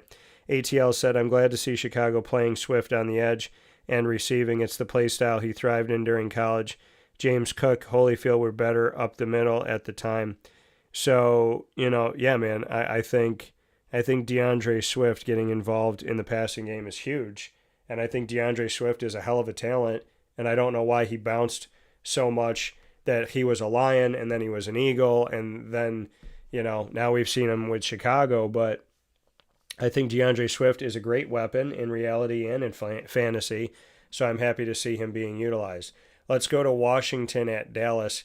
Dallas has been confusing this season, and Washington is 3-3. My early preseason prediction was Washington-Buffalo in the Super Bowl, and that was well before, that was like after draft, before preseason, and definitely before the regular season. And so Dallas is 2-3-1, Washington is 3-3, but Jaden Daniels is back. He had 3 touchdowns in the Week 6 loss. So let's go first to the Washington Commanders, and I appreciate all the questions and comments coming in. Commanders lost a heartbreaker 25-24 at home in their game against Chicago. Now in the game, 19-26, Jaden Daniels, 211, 3 touchdowns, 1 interception. Ja'Cory Krosky-Merritt, 17 carries, 61 yards, 3.6 yards a carry. Jaden Daniels, 5.2 yards a carry, 10 for 52. Zach Ertz, 6 targets, 6 catches, 1 touchdown, 43 yards. Chris Moore, 5 targets, 3 catches, 46 yards, and a touchdown for the 2016 round 4 draft pick, 107 overall. He went to the Baltimore Ravens in the draft. Chris Moore went to college with the Cincinnati Bearcats, a team that I've covered for many years. And he, coming from Baltimore to Washington, he was able to lead the team with 46 yards and get a touchdown in this game in the absence of having certain guys out there like Terry McLaurin. And Terry McLaurin is questionable with a quad injury. If he's able to go, then I would look at putting him out there. Deebo Samuel had 5 targets, caught 4, but only had 15 yards. So good for PPR, not good for yardage. But in this game against Dallas, I like Jaden Daniels. I like Ja'Cory Krosky-Merritt as a running back too. I like Deebo as hopefully a guy you can flex out on your team. I like Zach Ertz in the game as well. If Terry McLaurin's able to go, I look to Scary Terry. And then as far as the Cowboys go, I want to look at them most recently against Carolina. Dallas, again, they've been all over the place. They beat the Giants in an instant classic 40-37. They tied 40-40 with the Packers. They beat the Jets on the road. So, I mean, you look at the games that now the Jets are a horrible team, but you look at the points that they've scored. They scored 20 in a loss at the Eagles. They scored 40 against the Giants. They scored 14 in a loss at the Bears. They scored 40 in a tie with the Packers. They scored just shy of 40 against the Jets on the road with 37. And they scored 27 in a loss on the road against the Panthers. So they, on the road, they haven't been great, except for their game against the Jets. And at home, we've seen them score 40 in the 2 home games that they've had this season, because they played most of their games on the road, which means there'll be more home games later on in the season. So we've seen them put up 40 the 2 times they've been at home. They're at home against the Commanders here. And we've seen them put almost 40 on the road against the Jets. So this is a team that can score. I do want to make a note of that. But they have a losing record right now. Now, as we take a look at Javonte Williams, he didn't have a good game against Carolina. 13 carries, 29 yards, 2.2 yards a carry. Pickens had 168 yards, 11 targets led the team, 9 catches led the team, 168 yards led the team, and he had a touchdown. Jake Ferguson had a touchdown. So I like Pickens in the game. Another reason why ATL Outdoors, why you should keep Pickens. I like Pickens. I like Jake Ferguson. I like Javonte Williams, but I'm going to call him a flex running back 3 because he's had some good moments and he's had some quiet moments like this past week. If CeeDee Lamb is able to go, I'd look to CeeDee Lamb in this game as well. But I still like George Pickens, and I think George Pickens definitely helps out CeeDee. And without CeeDee, look at what he did. I mean, Carolina's not a great team, but they are 3-3, and I do like Jake Ferguson. So there's a lot of like on this Dallas-Washington matchup for both sides. And then let's go to Sunday Night Football. Atlanta at San Fran. San Fran's played better with Mac Jones, and Atlanta's played better with Michael Penix. Now, Atlanta has had some scratching head moments, but they also just defeated the Bills. So, I definitely think that, and I said this going into the season, I think the Atlanta Falcons, they got the same weapons that other quarterbacks had, but I think it'll be a better offense under Penix. I think we'll see more from Bijan, which we have. I think we'll see more from Algier, which we have. I think we'll see more from Drake London, which we have. I think we'll see more from Kyle Pitts Sr., which we have. So all those things have happened under Michael Penix. And for San Fran, San Fran has been more of a dangerous team under Mac than they were under Brock Purdy. And I think, they did lose the game to Tampa 30-19. But and Mac Jones, no touchdowns, 2 interceptions. But I still think that Mac Jones makes this offense dangerous. And so, in this game, you're going to see Atlanta on the road. I don't know if this is a game where I want Michael Penix to be my quarterback. I like Bijan as a running back 1. I like Tyler Algier as a low end 2, high end 3. In a deep league, he's a running back 2. Hopefully, he can be a running back 3. I like Drake London. I'm going to call him a wide receiver 2 in this game. I'm going to call Pitts. I'm going to call him a mid-range tight end 1. I just don't like that they're playing at San Fran. And then Brock Purdy, he's questionable with the toe injury. I still like Mac Jones. I'd rather start Mac Jones if I'm San Francisco. I like Christian McCaffrey in the game. And then Jawan Jennings is questionable. Ricky Pearsall is questionable. Kendrick Bourne's done a good job. So, I like CMC. Kendrick Bourne, I like. CMC out of the backfield as well. And, if I would say Kendrick Bourne is worth the play in this game. I like this for Sunday Night Football for insurance, right? If you have Kyle Pitts, Bijan Robinson, Tyler Algier, Drake London, Kendrick Bourne, CMC, this is all value to you in Sunday Night Football. So I do like that. And I'm kind of leaning more on the side of Atlanta, but I think it'll be a good game. Monday Night Football, we got 2 games going on. ATL said, I think the Pickens CD argument is the same as Dowdle and Hubbard. Pickens is 3rd in yardage behind Jackson Smith and Jigba and Puka Nacua. Yeah, I like him. Hard to go against Bourne right now, I agree. And I like George Pickens. Dallas defense is killing them. The offense is playing well. So, yeah, that's the thing, is they're allowing points, but the offense is scoring. The issue is you got to have a good defense because no matter how many points your offense scores, your defense has to stop. And we've seen that in their tie against Green Bay, right? So let's go to Monday Night Football. Been a lot of Monday night doubleheaders. The NFL seems to like this because, Disney owns ABC and ESPN. So why not have the games on knowing that whichever one they watch, you're still getting the money. Now, Tampa at Detroit is a Midwest game, and then we have Houston at Seattle, which will take us out west. So when we look at the actual scheduling of this for the NFL, there's intelligence in knowing that I like the 7-10 as opposed to a game at 7 and a game at 8 where you have to watch them at the same time. So Tampa, Detroit's going to kick off at 7 p.m. Eastern time on ABC and ESPN, and then ESPN will have Houston at Seattle at 10 p.m. Eastern time. So let's go to Tampa at Detroit. I think this is going to be a phenomenal game. Obviously, Detroit is pissed off in their loss to the Kansas City Chiefs. Tampa is the best team in the NFC, and Detroit is trying to showcase themselves and who they are and what they can be. They've been somewhat of an enigma. Tampa's been strong. I like Baker Mayfield. If Mike Evans is questionable with a hamstring and Chris Godwin's doubtful, Emeka Egbuka, he's questionable with a hamstring as well.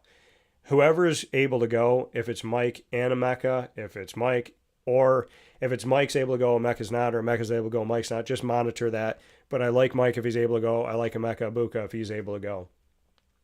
Bucky is doubtful in this game. Rashad White, I would put him as a running back 2. Yeah, I'd probably put him as a 2. A high-end 3 because they're playing Detroit at Detroit. I do like Baker Mayfield in the game, though, because we know he's comeback city. I like Jared Goff in this game, but he's playing Tampa's defense, so I'm probably going to call him a quarterback 2 this week. I like Gibbs and Montgomery. I'm on Ross St. Brown. Jamison Williams I'd probably have as a wide receiver 3. If you can flex him out, that'd be great. And I like Sam Laporta. So there's a lot of fantasy value in this game, but Tampa's a very dangerous team. And then but Houston was also scorned. Houston was scorned. Detroit was scorned. I was looking at the next game. So Tampa being a very dangerous comeback team under Baker Mayfield, but you also have a Detroit team that's pissed off and wanting to make a statement. So there's something to be said about that. As far as Houston goes at Seattle, Seattle just defeated Houston's rival in the AFC South, which is Jacksonville. But, when you look at Houston this season, they're 2-3. They've won their last 2 after starting 0-3. They beat the Titans, who stink, and they beat the Ravens on the road 44-10. Now, granted, the Ravens did not have Lamar Jackson. They had Cooper Rush. Cooper Rush is not the quarterback to have in this type of offense, which I think is, run happy. C.J. Stroud had 4 touchdowns in the game, no interceptions, 23 of 27, 244 yards in the game as well. Nick Chubb had a touchdown. C.J. Stroud had 1 rush for 30 yards. Christian Kirk got involved. Dalton Schultz got involved. Now, going to Seattle is not the same as going to Baltimore without Lamar Jackson. So I don't think I'm going to call C.J. Stroud a quarterback 2. I'm going to call Chubb a running back 2. I'm going to say Nico Collins, it's worth putting him out there. I think, Christian Kirk, I'm going to call him a flex. I'm going to call him a wide receiver 3. I would start Nico Collins. I would start Dalton Schultz. I would look at Nick Chubb as a 2. As far as Seattle goes, they're 4-2 on the season. Now, do I think that Sam Darnold should be your starting quarterback? Probably not.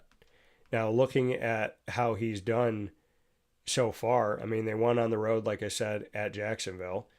And if you look at Sam Darnold by the numbers this season, this is what he's looked like. Sam Darnold, no touchdowns, no interceptions, then 2-2, then 2-0, then 1-0, then 4-1 against Tampa, which was huge, in a 38-33 loss, and which was not his fault. The defense allowed almost 40 points, and then 2-0. So, Sam Darnold's done some good things, and they're playing Houston. It's not the worst time to put Sam Darnold out as quarterback.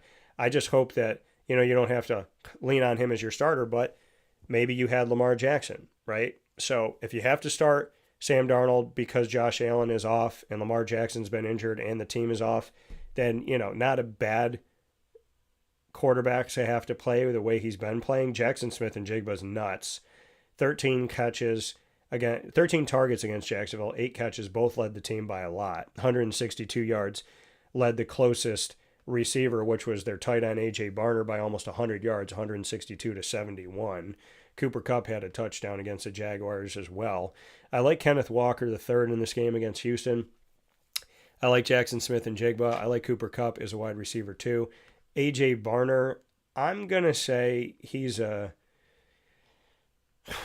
I'm going to call him a mid-range tight end 1, mid to low-range tight end 1, but, not a bad matchup to have Houston for that. And that's what I'll say. So that is my overall look at this week for fantasy football. I appreciate you being here. And, and so the last game that we just did here, ending with Houston at Seattle, keep in mind that Baltimore and Buffalo are off here, so do not start anybody on that team because it'll be a wasted line for you. And if you have any questions in the meantime, find us on Facebook at Wake Up Call DT, X at Call DT, and Instagram at Wake Up Call _DT. From the Great Lakes Honda City Studios, we thank you for being here with us on Wake Up Call with Dan Tortora on youtube.com /Wake Up Call DT, facebook.com /Wake Up Call DT, and on wakeupcalldt.podbean.com. So I appreciate you being here with us, of course, on Amazon Music, Audible, iHeartRadio, iTunes, and Apple Podcasts, Player FM, Podbean, Podvine, Podchaser.com, Spotify, TuneIn, and YouTube. And, of course, you could find us on any one of those by searching Wake Up Call with Dan Tortora, or one word, Wake Up Call DT. Many thanks to Great Lakes Honda City, Carvel DeWitt, the Wildcat Sports Pub, GG Cards and Breaks, Myers Creek, which is on 33 Rippleton Road out in the country in Cazenovia, and the Syracuse Inner Harbor on 720 Van Rensselaer Street, where Isaac and I will be this weekend for the Wake Up Call Game Day pregame show between Syracuse and Pitt. We'll be there at 4:30. The game's at 7:30, so we'll see you at Myers Creek for an early dinner. And drinks, of course, as always, drink responsibly, and only if you're of age should you be drinking. So we'll see you out at Myers Creek. We'll be having some Coach Fran Shirley Temples as we broadcast live from Myers Creek in the Inner Harbor on 720 Van Rensselaer Street in Syracuse, New York, just a few minutes from the Dome, and then Isaac and I will be heading up to the Dome. So Myers Creek Wake Up Call Game Day this Saturday, October 18th at 4:30, pardon me. So we'll be at Myers Creek at 4:30 on Saturday, October 18th, and then the game kicks off between rivals Syracuse and Pitt at the Dome at 7:30. Big time thanks to Chick-fil-A Cicero, as well as Game Point Sports Complex, Pizza Man, Mother's Cupboard, Ma and Pa's, the snack capital of the world, K9 Camp Dog Daycare, Chick-fil-A DeWitt, K9 Campground Dog Boarding, Brian's Landing, Avicoli's, and of course we are the exclusive multimedia marketing partner of yours.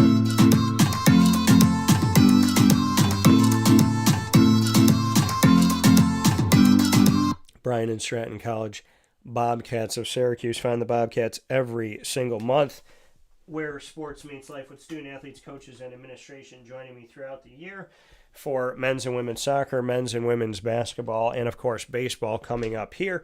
You can find it all on youtube.com /Wake Up Call DT. Click subscribe, hit the notification bell, and find our BSC Syracuse playlist. You'll also find the Bobcats by going to wakeupcalldt.com's homepage and underneath the exclusive partners tab.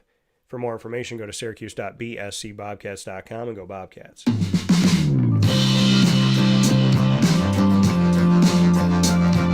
The Binghamton University Bearcats are exclusive multimedia marketing partners with Wake Up Call with Dan Tortora. Find the Binghamton Bearcats every single Tuesday during Bearcat time at 10 a.m. Eastern time on Tuesdays worldwide. And of course, you can find all our content by going to youtube.com /wakeupcalldt. Click subscribe, hit the notification bell. Find the Binghamton playlist, and the Bearcats are also on wakeupcalldt.com's homepage and underneath the exclusive partners tab. For more information, go to binghamtonbearcats.com and go Bearcats.